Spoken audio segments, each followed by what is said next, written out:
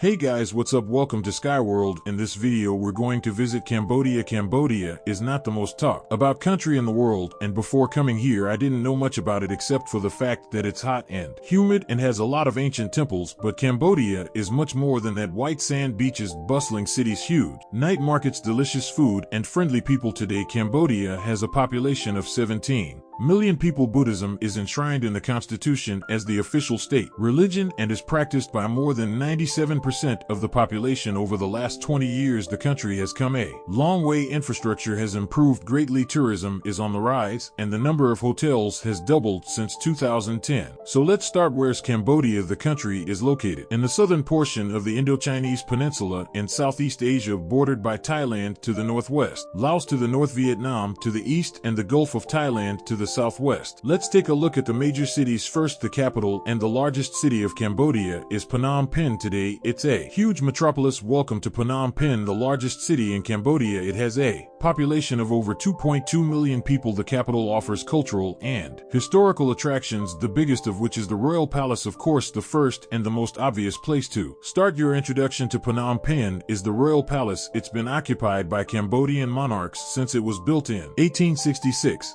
To the left of me is the king's residence, and when the blue flag is flying, that means the king is here. It's a complex of gorgeous buildings, the most impressive of which is the Silver Pagoda. It got its name because its floor is covered with 5 tons of glim and silver. Around the city you can use tuk-tuks, taxis, or even cyclos. That's a fun way to explore the city for tourists. Hey guys, so one of the ways to get around town is on a cyclone. This is fantastic. Hey guys, just riding a bicycle, I got a little bit of a complaint, it's too slow, but what can you do, right? Oh, we go guys. Within walking distance from the Royal Palace you can visit the National Museum of Cambodia. It was opened in the 1920s, and it's the largest cultural history museum in Cambodia. It has a collection of more than 14,000 items dating from prehistoric times all the way to the Khmer Empire. This building is an impressive red sandstone structure and was inaugurated during the French colonial period. French colonial, yes, from 1863. Cambodia became a protectorate of France and gained independence only in 1953, being occupied by Japan during the Second World War. A popular evening time location is Sister Worth Quay, a 3-kilometer-long boulevard located along the intersection of Tony Sap and Mikin Rivers. This is a very busy area at night with a row of boutiques, bars, cafes, restaurants, and luxury hotels. In the evening you can take a river cruise and enjoy the city lights. Hello. Cambodia has undergone a genocide from 1975 till 1979 when Khmer Rouge, or a Communist Party backed by the North Vietnamese Army and the Chinese Communist Party, came to power and killed a third of the country's population. To learn more about it you can visit Chon Ek, the site of a former mass grave also known as the Killing Fields. Another site to visit related to that era is S21 Prison, also known as Tall Slang Genocide Museum. It's a former secondary school that was used as a security prison. 21. Coming to think of this, it wasn't really that long ago, just some 40 years ago. If you want to learn more about this you can watch the movie First It Killed My Father, directed by Angelina Jolie. Today Phnom Penh is a bustling metropolis filled with motorbikes and cars similar to Bangkok. The skyline of the city is changing fast. Rooftop bars and skyscrapers, all of that did not exist some 20 years ago. For example, these are the skyscrapers on Diamond Island, which is one of the districts of Phnom Penh. This land was a swamp until the year 2000. There are lots of expats living in the Cambodian capital like David and Masha. Let's see what they have to say. Before we worked as English teachers, I'm teaching English as a foreign language, and Cambodia represented our first opportunity to teach in an international school. Cambodia is one of the places where people who are not native speakers. So what kind of challenges did you guys run into? Most of the day it's too hot to be outside, and we only had a couple of nice months in December. I think December and January the temperatures dropped and it was pretty nice to be outside even during the day, but most of the year the temperatures are 37. And one of the other things that surprised us moving here is a lot of people describe Cambodia as a cheap place to live, which in essence it is. We were, I guess, somewhat surprised at how expensive some of things were, particularly Western food. So we're trying to find that balance of, is it worth the price, or do I miss that chocolate bar that much that I should pay $3 instead of $1 for it? Yeah, that's exactly what I'm thinking. Some of the most favorite districts among expats are BBK1 and BBK2, and also the area around the Russian market. There's a nice party scene and no shortage of bars and clubs. Of course, markets are a huge part of the city life, and you can visit our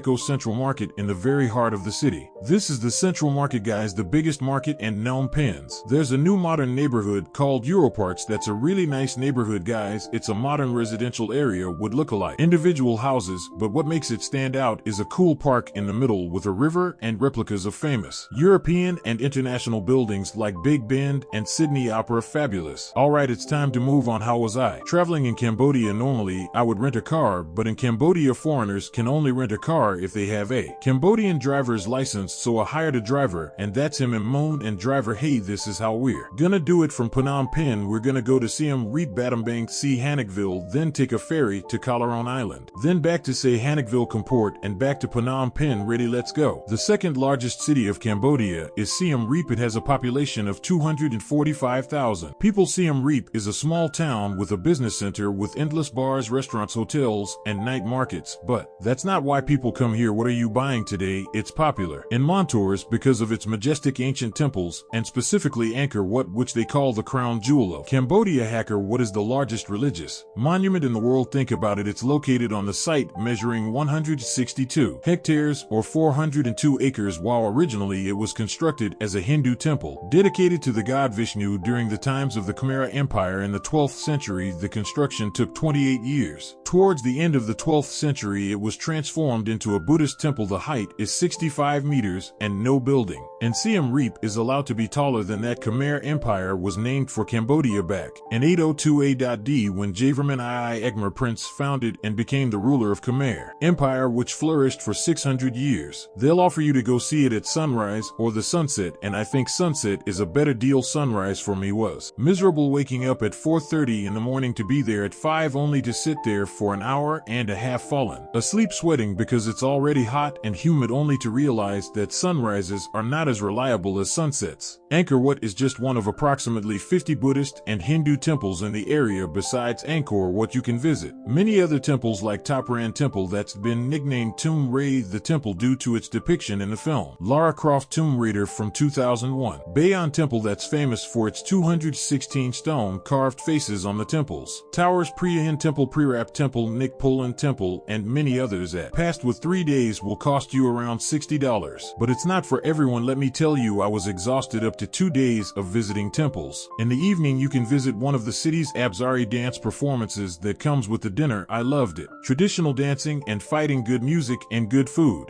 Siem Reap has a pub street with discos and bars, but nothing as crazy as in some Thai cities. Her friend El, who's an American, has lived here for 10 years now, and it seems to be enjoying it. I think it's time to try some Cambodian food. Cambodia's signature dish is lak lak. It's wok, fried fillet of beef that comes with oyster gravy and Kampot pepper, and it also comes with an egg and with some rice. How much was it? It's $6.75. Yeah. Funny thing is, you get prices in US dollars, but you can pay in either currency, in the local currency or in American dollars, which makes it very convenient. Fish hammock is another popular dish, and this is what it looks like. Stick around, because later in the video we're going to be trying some crazy Cambodian street food. Cambodia is famous for its fishing villages, so we visited one. The village out this way is called Chunkinius, and on the Tunnel Stop Lake, you have roughly 1 million families that are living in floating houses out on the lake. But in the wet season, this all floods. Everything you see here floods. Tunnel Stop Lake is just 30 minutes away from Siem Reap. It is the largest freshwater lake in Southeast Asia. So guys, I've kind of been missing Europe. So we are in Venice right now. Houses standing on this water. It's like a canal. People stay busy in the small houses. I say the conditions are not the best, but somehow they try to decorate the houses. I love that a lot of people put flowers on top, and